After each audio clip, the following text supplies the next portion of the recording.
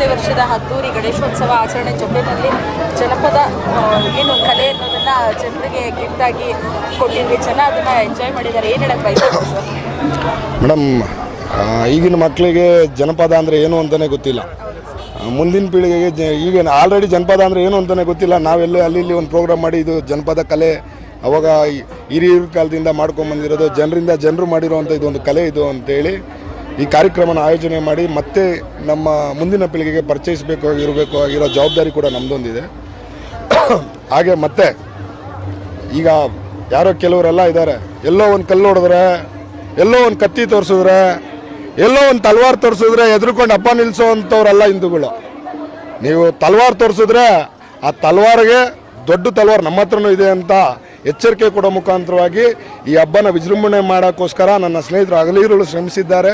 ನನ್ನ ಸಹೋದರರು, ನನ್ನ ಸ್ನೇಹಿತರು ಹಾಗೂ ನನ್ನ ಕುಟುಂಬ ವರ್ಗ ಹಾಗೂ ನನ್ನ ಈ ದೊಡ್ಡ ಕಲ್ಸಂದ್ರ, ಗೋಕುಲಂ ಅಪಾರ್ಟ್ಮೆಂಟು, ನನ್ನ ಸುತ್ತಮುತ್ತ ಅಪಾರ್ಟ್ಮೆಂಟ್ಗಳೆಲ್ಲರೂ ಕೂಡ ಸಹಕಾರ ಕೊಟ್ಟು ಈ ವಿಜೃಂಭಣೆಯಿಂದ ಹಬ್ಬ ಮಾಡಲಿಕ್ಕೆ ಅವ್ರ ಸಹಕಾರ ಇದೆ. ನಾನು ಯಾವಾಗಲೂ ಅವ್ರಿಗೆ ಚಿರಋಣಿಯಾಗಿರ್ತೀನಿ ಮೇಡಮ್. ಸರ್, ವಿಶೇಷವಾಗಿ ಅಯೋಧ್ಯೆ ರಾಮ ಮಂದಿರ ಇಲ್ಲಿ ನಿರ್ಮಾಣ ಮಾಡಿದ್ದೀರಾ, ಎಷ್ಟು ದಿವಸದ್ದು ತಯಾರಿ ಸರ್ ಇದು? ನಾನು ನಿಮಗೆ ಕಳೆದ ಬಾರಿ ಹೇಳಿದ್ದೆ, ನಾನು ಪ್ರಭು ಶ್ರೀರಾಮನ ನೋಡಲೇಬೇಕು, ಕಣ್ತುಂಬಿಸ್ಕೋಬೇಕು ಅನ್ನೋ ಒಂದು ಆಸೆ ನನಗಿದೆ ಅಂತೇಳಿ. ಹಾಗೆ ಆ ಪ್ರಭು ಶ್ರೀರಾಮನ ಕಣ್ತುಂಬಿಸ್ಕೊಂಡ್ಮೇಲೆ ಅದನ್ನು ಅದೇ ಥರ ಕಣ್ಣಲ್ಲಿತ್ತು, ಅದೇ ಥರ ಒಂದು ನಿರ್ಮಾಣ ಮಾಡಬೇಕು. ನನ್ನ ಯಾವಾಗಲೂ ಚಿಕ್ಕ ಹುಡುಗನಿಂದ ಗಣೇಶನ ಕೂರಿಸಿರೋದ್ರಿಂದ ಅದನ್ನು ಯಾವ ಥರ ತೋರಿಸ್ಬೇಕು ಅನ್ನೋದನ್ನು ನನಗೆ ಇದ್ದಿದ್ದರಿಂದ ಅದೊಂದು ನಿರ್ಮಾಣ ಆಗಿದೆ. ಆ ಪ್ರೀತಿನೇ ಆ ನಿರ್ಮಾಣ ಆಗಿದೆ. ಇದು ಸುಮಾರು ಒಂದು 2 ತಿಂಗಳ ತಯಾರಿ ಇತ್ತು ಮೇಡಮ್, 2-2.5 ತಿಂಗಳ ತಯಾರಿ. ಸರ್, ಈಗ ಬಂದಿರೋಂಥ ಜನತೆಗೆ ಹಾಗೂ ರಾಜಕೀಯ ವ್ಯಕ್ತಿಗಳು, ಗಣ್ಯ ವ್ಯಕ್ತಿಗಳೆಲ್ಲ ಬಂದಿರೋರಿಗೆ ಅವರ ಆಶೀರ್ವಾದವೇ ನನಗೆ ಶ್ರೀರಕ್ಷೆ.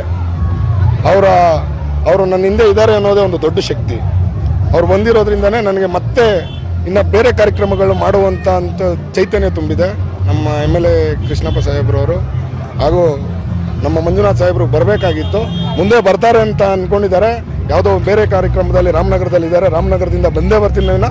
ಆದರೆ ಎಷ್ಟು ಸಾಧ್ಯನೋ ಅಷ್ಟು ರಾಮನಗರದಿಂದ ಬರ್ತಾಯಿದ್ದೀನಿ, ಸಾಧ್ಯವಾದಷ್ಟು ಪ್ರಯತ್ನ ಮಾಡ್ತೀನಿ ಅಂದಿದ್ದಾರೆ. ಅವರು ಬಂದರೆ ತುಂಬ ಖುಷಿ ಆಗುತ್ತೆ.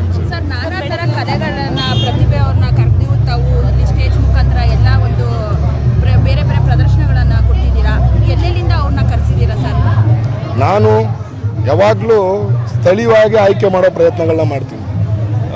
ಅದರಲ್ಲಿ ಬೇರೆ ಕಡೆಯಿಂದನೂ ಕೆಲವು ಕಲೆಗಳನ್ನ ಆಯ್ಕೆ ಮಾಡಿದ್ದೀರಿ. ಈಗ ಕೇರಳದಿಂದ 1-2 ಕಲೆ, ಆದರೆ ಪ್ರಮುಖವಾಗಿ ಕರ್ನಾಟಕದಲ್ಲಿ ನಡೆಯುವಂಥ ಜನಪದ ಕಲೆ ಮೇಲೆ ಜಾಸ್ತಿ, ಅಂದರೆ ಡೊಳ್ಳು ಕುಣಿತ, ನಮ್ಮ ಹುಲಿವೇಷ, ಆ ಥರ, ಆಮೇಲೆ ಬೇರೆ ಬೇರೆ ಬೊಂಬೆಗಳು, ಈ ಥರ ಕಾರ್ಯಕ್ರಮಗಳನ್ನ ಜಾಸ್ತಿ ಆಯ್ಕೆ ಮಾಡಿದ್ದೀರಿ. ಉಡುಪಿ, ಶಿವಮೊಗ್ಗ, ಗುಲ್ಬರ್ಗ, ಮಂಡ್ಯ ಈ ಭಾಗದಲ್ಲಿ ಆಯ್ಕೆ ಮಾಡಿದ್ದೀರಿ. ಕೆಲವೊಂದು ಮಾತ್ರ ಕೇರಳ, ತಮಿಳುನಾಡಿನ ಕೆಲವು ಬಂದಿದೆ, ಕೆಲವು ಕಲಾ ತಂಡಗಳು.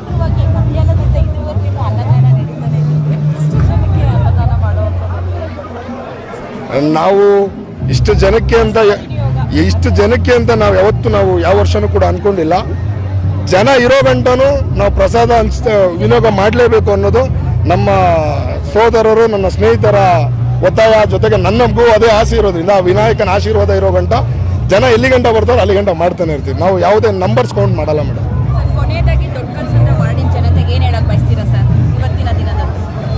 ದೊಡ್ಡ ಕಲ್ಸಂದ್ರ ವಾರ್ಡಿನ ಜನತೆಗೆ ಏನು ಹೇಳ್ತೀನಿ ಅಂದರೆ, ಒಂದಾಗೋಣ, ಬಾಳೋಣ. ಅವತ್ತು ಮಾಡಿದ್ದಾರೆ, ಮುಂದೇನೂ ಮಾಡ್ತಾರೆ ಅಂತ ನಂಬಿಕೆ ಇದೆ.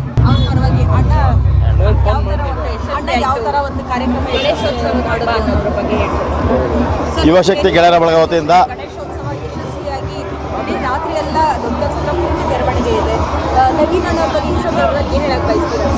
ಏನಂತ ಹೇಳ್ತೀನಿ ಅಂದರೆ, ಇದು 9ನೇ ವರ್ಷದ ಅದ್ದೂರಿ ವಾರ್ಷಿಕೋತ್ಸವ ಅಂತ ಹೇಳೋಕ್ಕೆ ಎರಡು ಮಾತಿಲ್ಲ ಹೇಳ್ಬೇಕು ಅಂದರೆ ಅದ್ದೂರಿ ವಾರ್ಷಿಕೋತ್ಸವನೇ.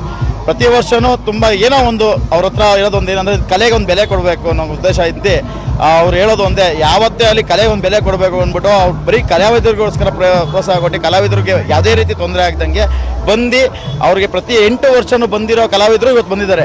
ಅವ್ರು ಯಾಕೆ ಬರ್ತಾರೆ ಇಲ್ಲಿಗೆ ಅಂದರೆ ನವೀನಣ್ಣ ಅವ್ರು ಇಲ್ಲಿ ಮಾಡಿರೋದ್ರಿಂದ ಅವರು ಇಲ್ಲಿ ಬಂದು ನಾವು ಮಾಡೋ ಪ್ರತಿಭೆಯನ್ನು ನೋಡಿ ಅವರು ಪ್ರೋತ್ಸಾಹ ಕೊಟ್ಟು ಅವ್ರಿಗೇನು ತೊಗರಲು ಈ ಊರಲ್ಲಿ ನಿಮಗೆ ಗೊತ್ತಿರುತ್ತೆ. ಯಾಕೆಂದರೆ ಜನ ಒಬ್ಬರಿದ್ದಂಗೆ ಒಬ್ರು ಇರೋಲ್ಲ, ಒಬ್ಬ ಕಮ್ಮಿ ಸೌಂಡ್ ಹೊಡಿತಾನೆ ಅಂತ ಬೈಯೋರು ಇರ್ತಾರೆ. ಅದು ಅಂಥವ್ರಿಗೆಲ್ಲ ಕಮ್ಮಿ ಮಾಡಿ ಯಾವುದೇ ರೀತಿ ತೊಂದರೆ ಆಗದೆ ಕಲಾವಿದರನ್ನು ಕಳಿಸ್ಕೊಡ್ತಾರೆ. ಮತ್ತು ಇನ್ನೊಂದು ಏನಂದರೆ ಹೇಳ್ಬೇಕು ಅಂದರೆ ಅವ್ರ ಹತ್ರ ಒಂದು ಒಳ್ಳೆಯ ಮಹಾಭಾವ ಆಗಿದೆ ಅಂದರೆ ನಾವೇನು ಮಾಡ್ತೀರಿ ಬಿಡ್ತೀರಿ ಅನ್ನೋದು ಗೊತ್ತಿಲ್ಲ, ಬಂದಿರೋ ಜನಗಳು ಯಾವತ್ತೂ ಹಸ್ಕೊಂಡು ಹೋಗ್ಬಾರ್ದು ಅನ್ನೋದು.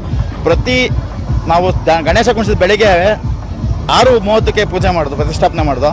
6:30 ಇಲ್ಲಿವರೆಗೂ ಅನುದಾನ ನಡೀತಾನೆ ಇದೆ, ನಿರಂತರವಾಗಿ ನಿಂತೇ ಇಲ್ಲ. ಯಾಕೆ ಯಾರಿಗೂ ಅನ್ನ ಇಲ್ದಿರ ಹೋಗಬಾರ್ದು, ಯಾರು ಹಸುವಿಂದ ಹೋಗಬಾರ್ದು, ಹಸುವಿನ ಬೆಲೆ ಅವ್ರಿಗೆ ಗೊತ್ತು.